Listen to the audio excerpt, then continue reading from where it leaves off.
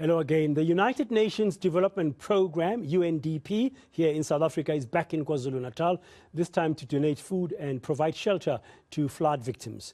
Earlier this year, the body donated 21 million rand of its budget for flood relief. Many people were left displaced after the deadly floods in April in KZN. Victims are still calling on government to deliver on its promises to provide proper shelter. Today, some of the partners, including Food Forward SA, joined in lending a hand. Let's discuss that help now that is being provided today with Andy Duplessis. He's the Managing Director of Food Forward SA. Good afternoon, Andy. Welcome to Today on ENCA. Thank you very much for your time. I mean, one would have thought by now, 4 months after the floods, that there'll be a lesser need for relief. But unfortunately, that is not the real picture on the ground. Hi, Dan. Thank you very much for having us. Absolutely. You know, when we started getting involved immediately in the middle of April, when those floods started destroying livelihoods and people's homes, we got involved immediately with our social partners. And we thought it was going to be a short-term intervention. We immediately contacted the Department of Disaster Management and started assisting at the community halls. We've been assisting at 29 community halls since April, providing a cooked meal daily, along with nutritious snacks like yogurts, as well as fruits and vegetables, making sure that 7 days a week there was a cooked meal, as well as food for the children and babies.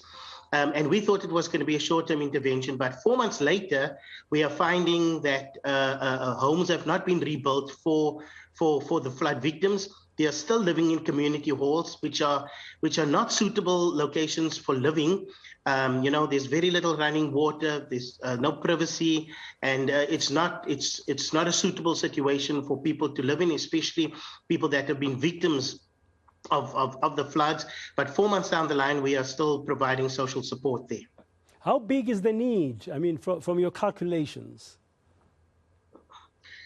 So, based on the information on the ground, we in the 29 community halls, it's just over 5,500 vulnerable people housed there, men, women, and children.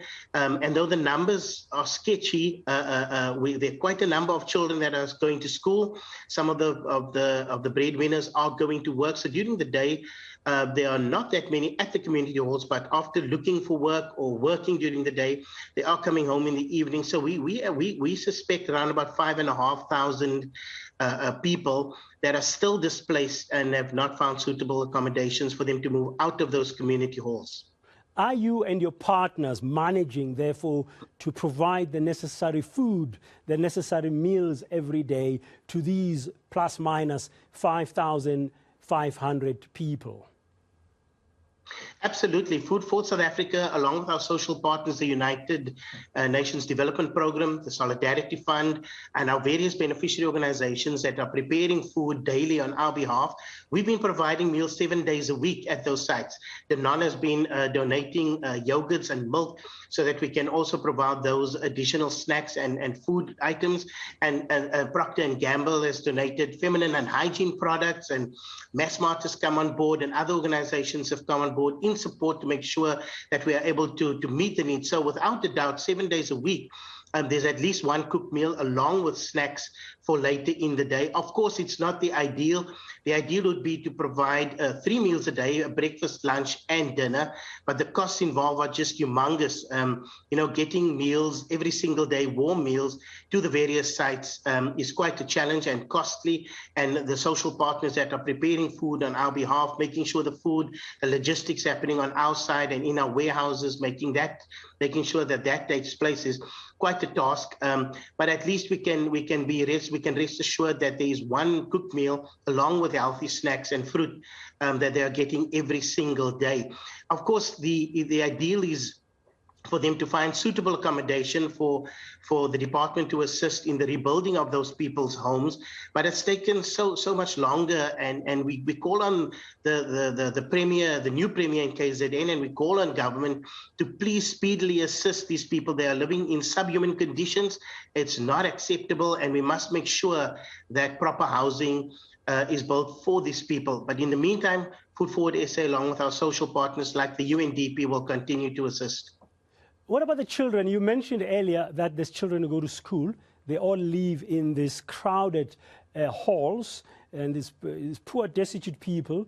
Children become very vulnerable under those conditions, and if they're going to be attending school just with one meal a day, it becomes a challenge. Is there a focus that as you and your partners distribute, you encourage these communities of the people in the displaced communities to really take care of the children properly? Do you focus on that at all? Absolutely. So we are making sure that the children get the appropriate meals. Babies get a very specific meal. Young children and young adults get an appropriate meal to make sure that they're getting the proper nutrition.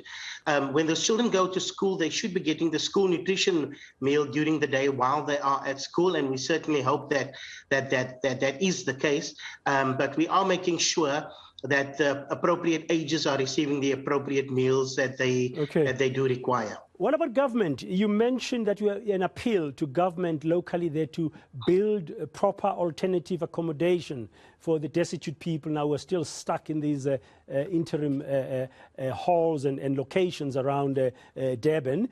You mentioned social partners. Is government forming part of this, the local authorities, or are you complementing their efforts? I don't think we're complementing their efforts. We wish that government, like the Department of Social Development, were involved in our social efforts there, but that's sadly not the case.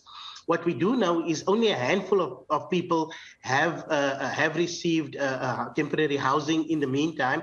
But for the most part, since the middle of April, those displaced people, those 5,500 people, are still living in those community halls where we are providing services to. So we do know that infrastructure development and rebuilding is underway across KZN, but what we just can't understand is why has temporary housing not been made available so that these people could live in suitable conditions where they are rearing children.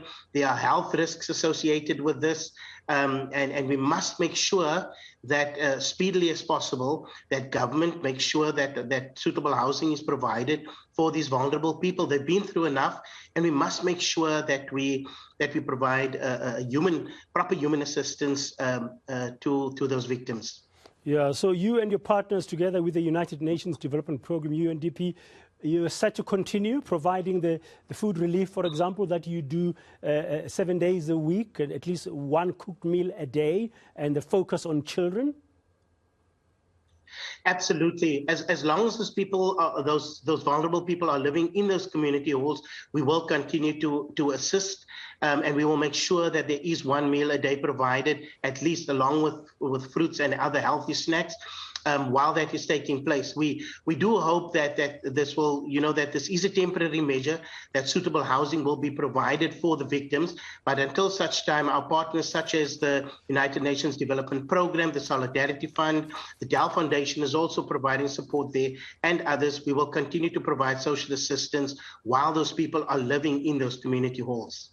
When they transition to the new accommodation, whenever that happens, when the government decides to deliver the new alternative proper housing for them, will you assist them in that transition? Because they've been destitute. I mean, currently you're supplying some meals. Will you, for some period, consider supporting them as they transition back to some kind of normality? Absolutely. We will make sure that our household food security program, as long as we get the information from the relevant departments as to where those people are, the statistics around the sizes of the families, we will make sure that there is transitional assistance from a food security point of view, that while they are rebuilding their lives and livelihoods, we will make sure that we provide transitional assistance without a doubt. And what kind of support do you, Food Forward SA, need to be able to carry on doing this good work that you are doing for this 5,500 odd destitute people in KZN? So our support there is going into the millions of rands, as you can imagine, because of the support that we need. So we do call on corporates to please provide financial assistance so that we can continue this work. There are manufacturers out there that are not yet donating into our efforts to make sure that food assistance is provided. We call on manufacturers to please support us and donate healthy products, protein sources, meat, fish, etc., so that we can make sure that we can continue providing one cooked, nutritious, warm meal a day to them. And so, and if you're not able to donate product, we call on the community to donate financially to our organization. You can visit our website at foodforwardsa.org, and to get more information, reach out to us and we will make contact with you.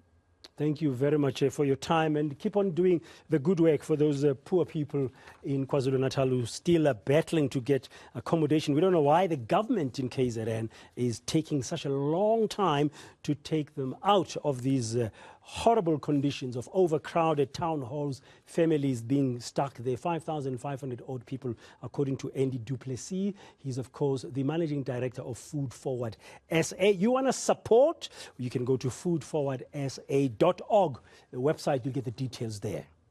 Now, more